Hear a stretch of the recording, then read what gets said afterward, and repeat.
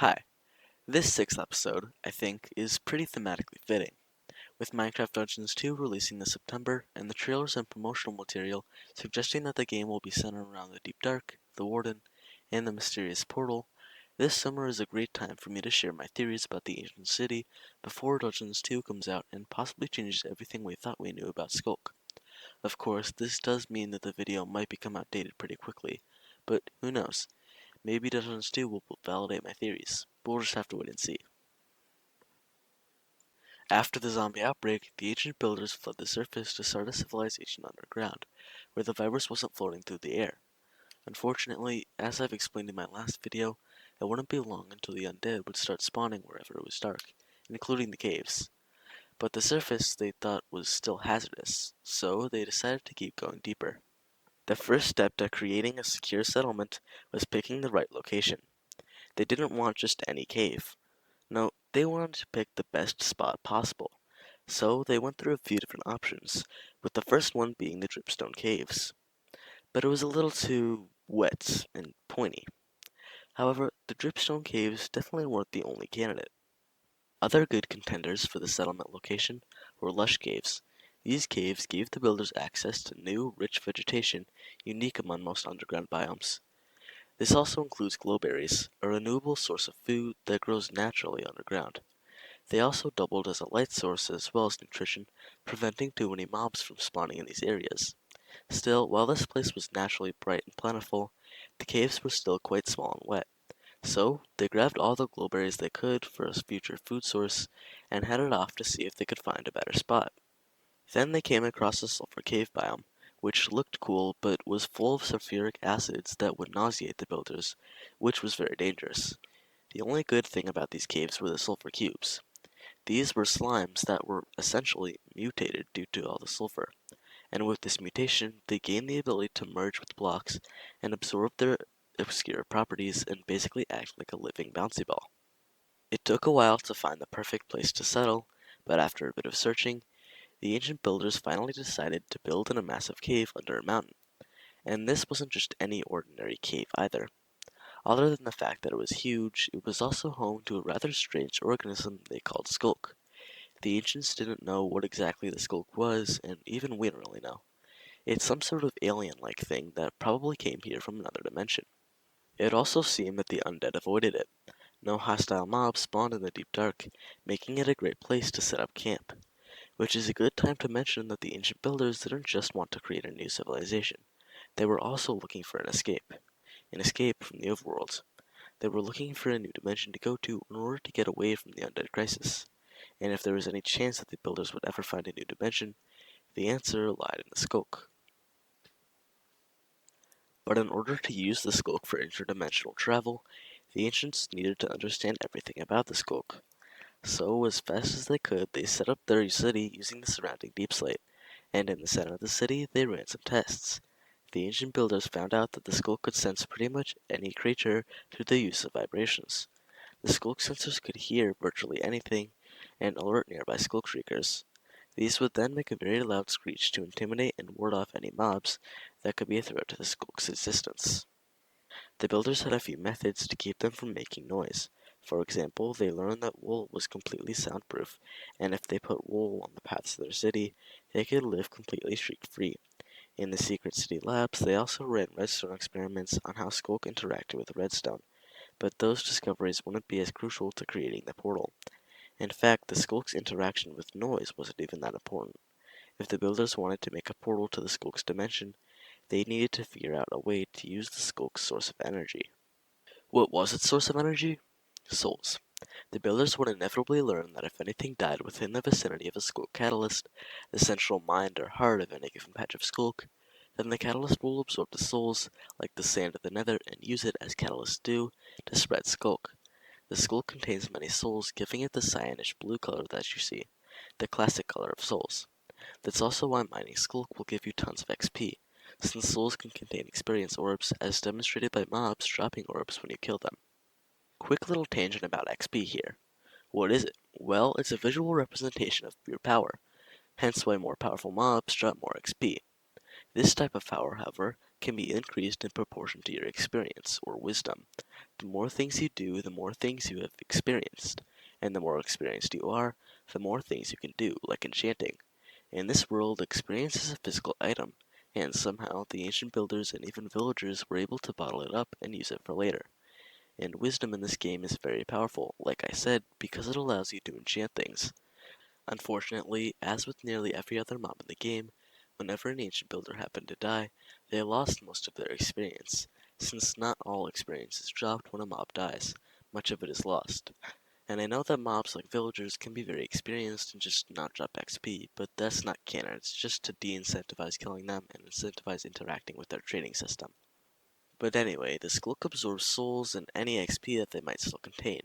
When a sculk catalyst spreads more sculk, it has a chance to create sculk sensors, which, as you know, can sense even the tiniest of vibrations. Well, not the tiniest, they can't detect sneaking or walking on wool. After a sound, the sculk shriekers would be alerted and the souls you see in the shriekers would scream as loud as possible.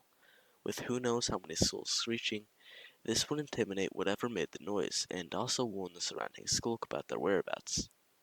With souls being the obvious source of power for the sculk, the ancient builders got to work constructing a massive portal at the center of the city. They thought that they would be able to make a portal if it was built in a similar way to the nether portal. That portal was made out of obsidian, the hardest to break block that they knew at the time, other than maybe bedrock. Down in the city, the ancient builders had access to deep slate, which was pretty hard to break, but not hard enough. Using a crafting recipe that seemingly involves bones and that only the builders who lived in the city knew about, the ancients were able to reinforce deep slate and make it harder to mine than even obsidian. As construction on the new portal began, some difficulties with the sculk occurred. Naturally, with any big project like this, there would have been a few casualties, and the sculk would have spread and the city would have been more overcome with sculk. The builders would then have tried to clear out the sculk and mine it, but that only left gaping holes in the city's pathways. However, this was just an inconvenience mainly. The real problem was another thing: a mob. You see, at this point in the timeline, the builders were pretty geared, so it would take a fairly major accident to cause any of them to die, especially the amount that must have occurred for this much sculk to be spread. And the cause of these deaths was a mob, which, as I'm sure you've guessed by now, is the Warden. After the ancient builders had spent some time in the deep dark, the skulks started to see the builders as a possible threat to their existence. Now I know they don't necessarily have any brains, but they are made up of souls, which might be conscious, and if any ancient builders happened to die, their soul was absorbed into the skulk, which then used the information housed within as a blueprint to create a new creature. The Warden is an amalgamation of skulk formed into a bipedal monster held together by a skeleton loosely resembling the ancient builders. The Warden was blind, since the school couldn't give it eyes, but lucky for it, it had a unique set of skills to help it defeat anything it came across. This included impeccable hearing, much like the skulk sensors, and, interestingly, pretty impressive smell receptors. It, like the Shriekers, had access to magic to blind its target and even the playing fields, although you can't exactly call it even, since the Warden has some of the highest damage output in the game that could combat even netherite. The souls in the center of its chest can make an ear-splitting shriek for a deadly long-range attack, not to mention its incredibly high health stat. The Warden used all this not just to defend its home, but also to deliberately kill mobs in order to spread the skulk. But the builders weren't completely out of luck. They could still exploit its one weakness. So, in the name of curiosity, the builders pressed onward, trying to build a portal.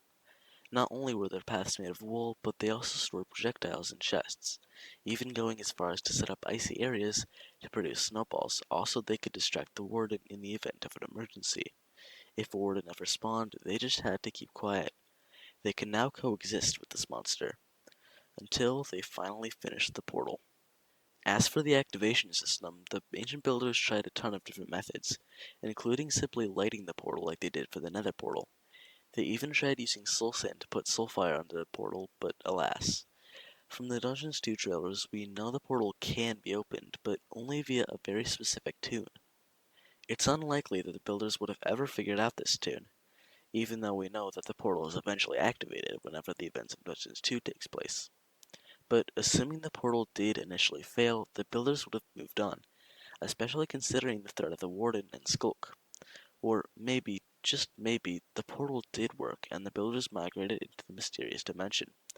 How did they figure out the tune? Well, I'll explain that and many other theories now. We can figure out a lot from the sneak peeks we've gotten for Dungeons 2 so far.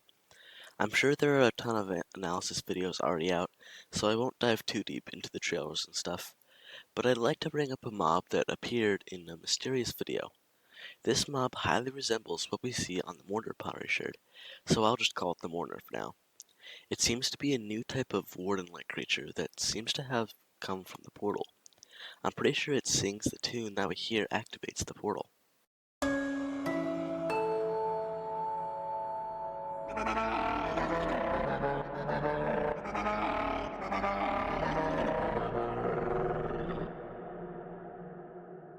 So, my theory is that somehow, probably the same way the sculk got to the overworld, the Mourner's son could reach the builders via the sculk.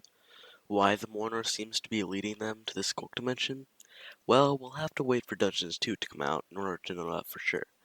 But it could be that the Mourner was in some sort of distress and needed the builders' help. The builders heard the song and used note blocks to open the portal.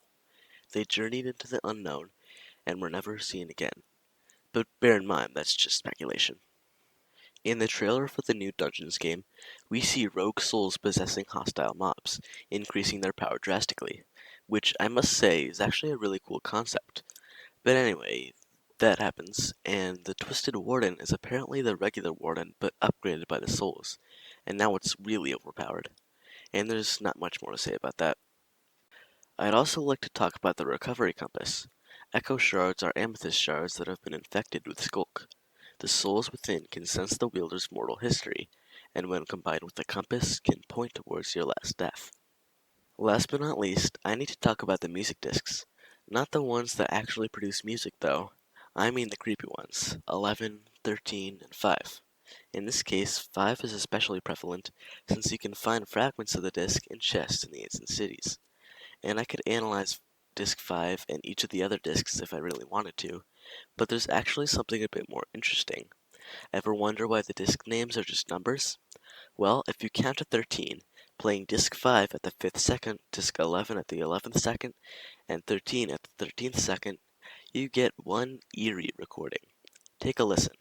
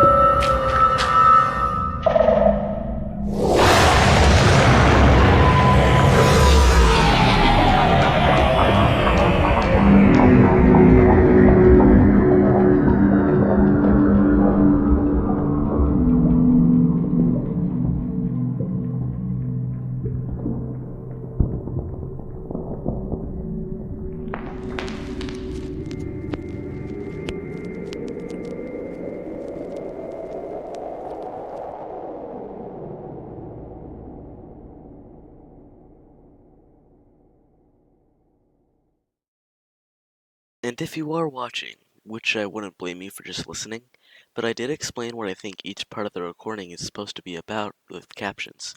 You just gotta do some reading. To summarize, the builders of the ancient city believe they know how to activate the portal and prepare to face what's on the other side. One builder, the protagonist, thinks that entering the portal is a bad idea, since there could be more wardens or other mobs like it, and so abandons the city to go to the surface. After the portal activates, an enormous warden-like creature steps through, which may or may not end well for the inhabitants of the city. The protagonist contemplates whether to stay underground and deal with the warden, or flee to the surface and deal with the undead, but we don't get much more than that. And that's all I'll say about the discs, at least at this point. I don't know how this disc would have been split up into 3 separate discs, or why. I also don't know how or why the ancient builders would have put their music discs in creepers, or ghasts, or why they need specific deaths in order to drop them. So I'm just gonna call it a non-canon way to acquire music. And that wraps up just about everything I wanted to talk about in this episode, and I'll be sure to update or add on to my theories once Dungeons 2 comes out. But for now, thank you for watching, and stay tuned for my next video about the ancient builder's journey into the end.